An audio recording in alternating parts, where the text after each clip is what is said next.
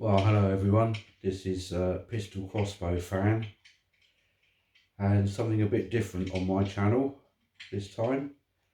Not one of my pistol crossbow modifications or anything like that.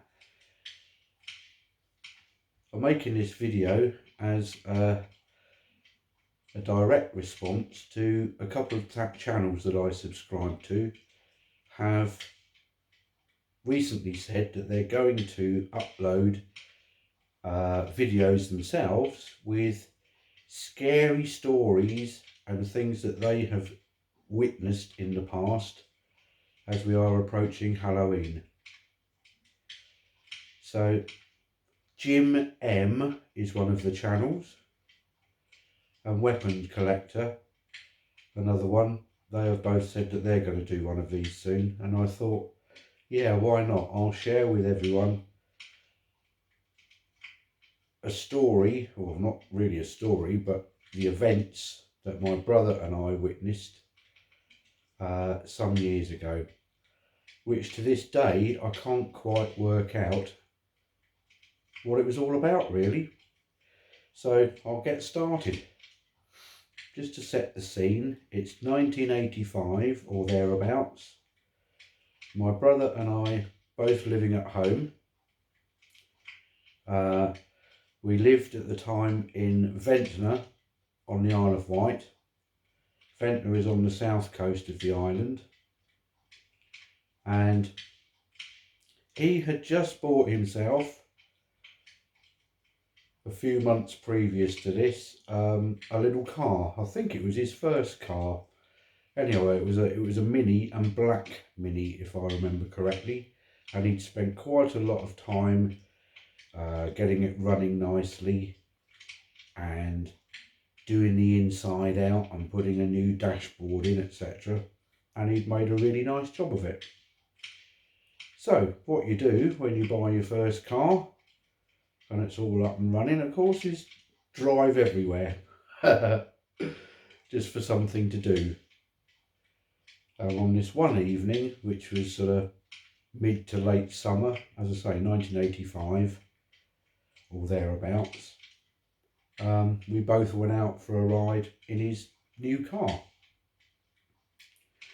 and we decided that we would go from Ventnor along what's called the Undercliff towards St Lawrence and Knighton, and then perhaps on to Blackgang and do like a little circuit back home again. We set off, I guess, probably about 6:30 in the evening. So that's what we did. Being the time of year and the time of day, obviously nice and light outside still. So we just set off and started on our route. We started driving through the Undercliff towards St Lawrence. For those of you that don't know that area, it's quite tight, windy roads. Lots of overhanging trees. And the type of road meant that basically you can't go very quickly. So I guess we were doing probably no more than 30 miles an hour. All these overhanging trees made it a little bit darker than everywhere else. However, he didn't have his lights on, and that's quite important.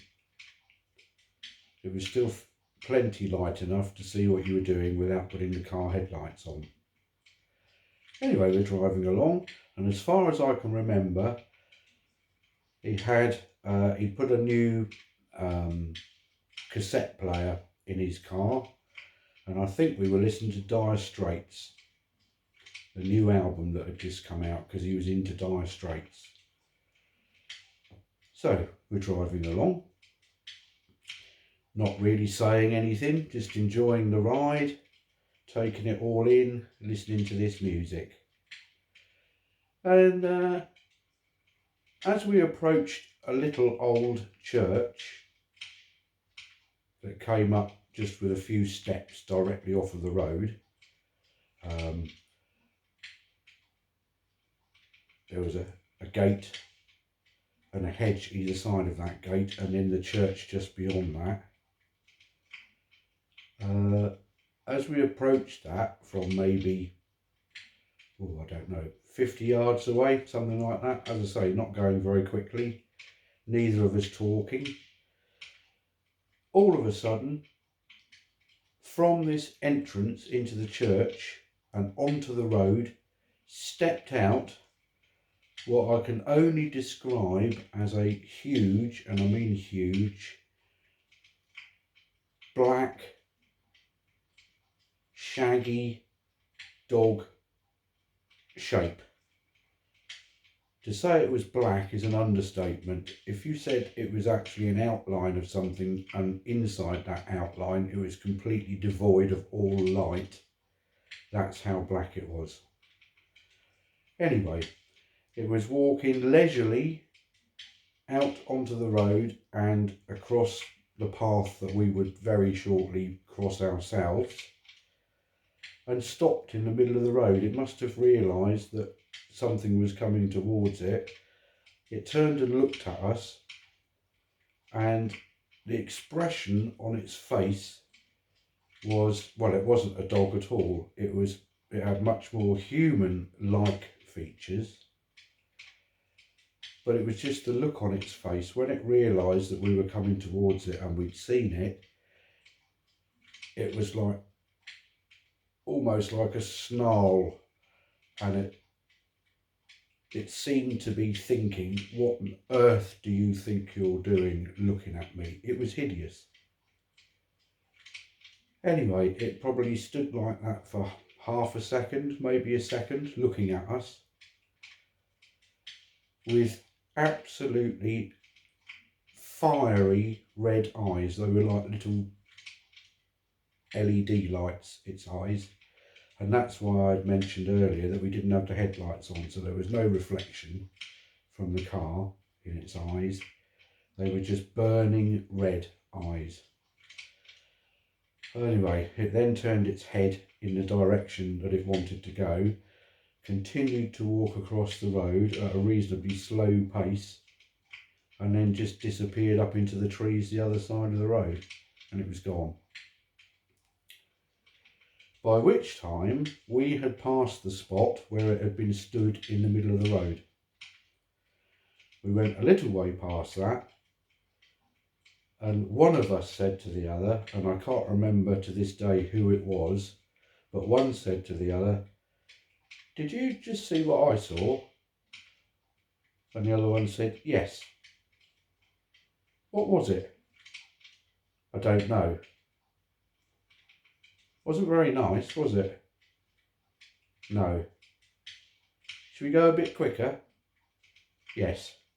So we did. We speeded up to the best of our ability, given the type of roads that we were on, and came out of the undercliff and actually found a pub in, I think it was in Knighton, and just went and sat in there and had a soft drink each, trying to decide what we'd seen, and then obviously came back a different route.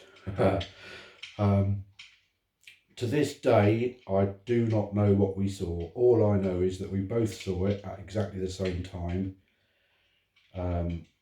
There was no talking about things like that previously. And yeah, that's my story. I've since done internet research to see if anyone else has seen anything like that in that area, and I can't find anything about it.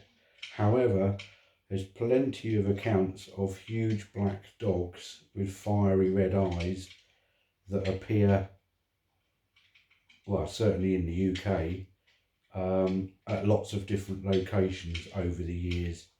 One of them dating back to sort of 200 or 300 years ago, when apparently one of these beasts forced open the doors of a church where there was a service in progress, and killed a couple of the parishioners before turning round, only to find that the doors of the church had swung shut on it.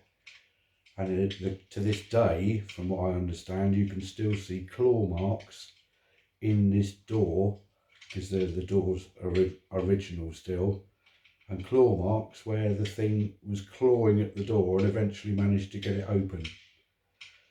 So I'm not the only person to have seen something like this. Anyway, let me know what you think, and have you experienced anything like this? Hope you like the fire, by the way. It's not real, it's just a picture. Yeah, that's it. I'll see you soon with some more pistol crossbow videos. Till then, look after yourselves. Cheers.